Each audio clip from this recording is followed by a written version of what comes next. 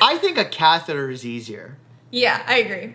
I do them so often. It's just like another part of my life, I guess. And it's funny too because like I said, I started in the OR and then I went into ER. So like that's always been like my specialty. I'm very good at them because I catheterize every patient. Excuse me. Yeah. Excuse me. I'm good at them, and people will hunt me down on the unit if they have a difficult catheterization. It's just very easy for me to do. I don't think that it's, at some point, the body is the body to me. It doesn't really matter. For people at home who don't know what a catheterization is, can you explain it to them? Me? You want me to explain it? Why? Yeah. Because nurses are better than doctors at giving general audience education. Oh my goodness. How would you explain it? Look, I'm a patient. Explain to me what you're about to do.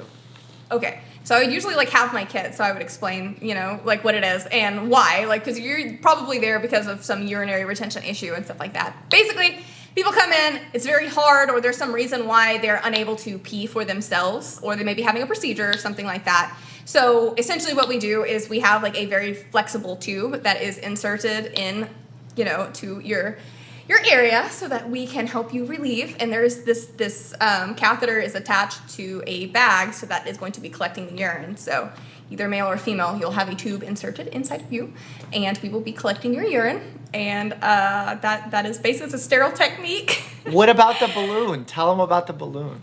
What?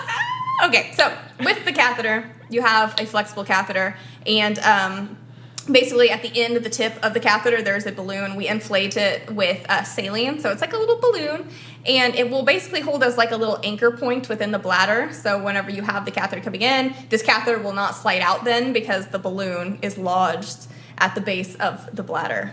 Have you ever had a patient, without deflating the balloon, pull out their own catheter? All the time. All the time. All the time. Mm-hmm. Yes. And it's not pretty. It's not pretty at all.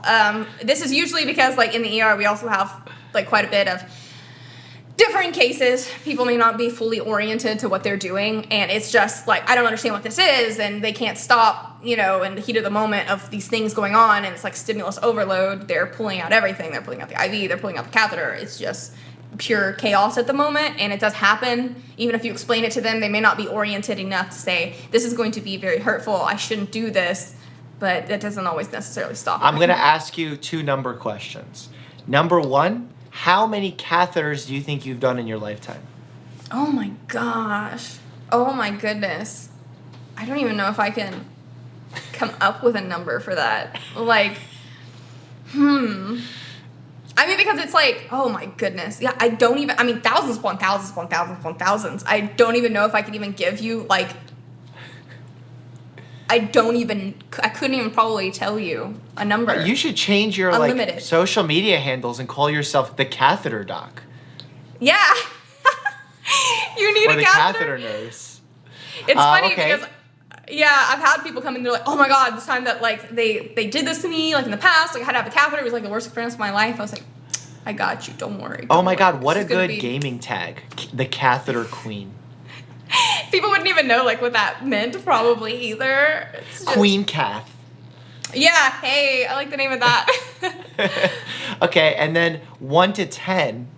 Let's do for males first. If I'm a patient, I ask you 1 to 10, how much does it hurt to insert a catheter to me? What would you say? On a healthy male? Yes. I would say an uncomfortability level, maybe a 4 if it's done correctly. Okay. Because it shouldn't if it's done really incorrectly? I'm sure it could get up to a 10. If you don't know what you're doing, if people have like prostate issues and stuff like that, and you're like really trying to get it in there, then it can be very difficult, especially if you don't have like special types of catheters like Coude catheters and stuff like that, or if you can't get the doctor to write an order for a Coude catheter. Like if they're a healthy male, it shouldn't be that bad. But then too, like typically when people come into the ER and stuff like that, they've had this issue, and this has been usually like a long-standing issue, and so they're usually not like just base healthy young 20, 30-year-old males. Okay. Fair. So yeah, if I can possibly, like if they're having a procedure done, I'll usually wait till they're sedated and then do it, and then like discontinue it before they wake up, so they are they're aware that this is going to happen, but they don't have to go through the experience. And what about if I was a female patient? 1 to 10. I would say this. This is a weird question. I don't think I've ever asked anyone. And feel free to pass. Have you ever needed to have a catheter, like while you're No. awake? I personally have not. Have not. Now I've had lots of nurses and stuff like that like I've worked with and stuff like that, and they've had things done, or like especially at our hospital, and they'll be like, Yeah. "Will you do it, please?" And I was like, "Girl, I got you." But I think it's going to kind of be like the same thing. The issue with women is that it can be, I would want to say it just slightly, I'm going to say a 4 on uncomfortability as well, as long as there's no issues. The issues with women, especially inexperienced people putting in catheters, is they miss where the catheter is supposed to go.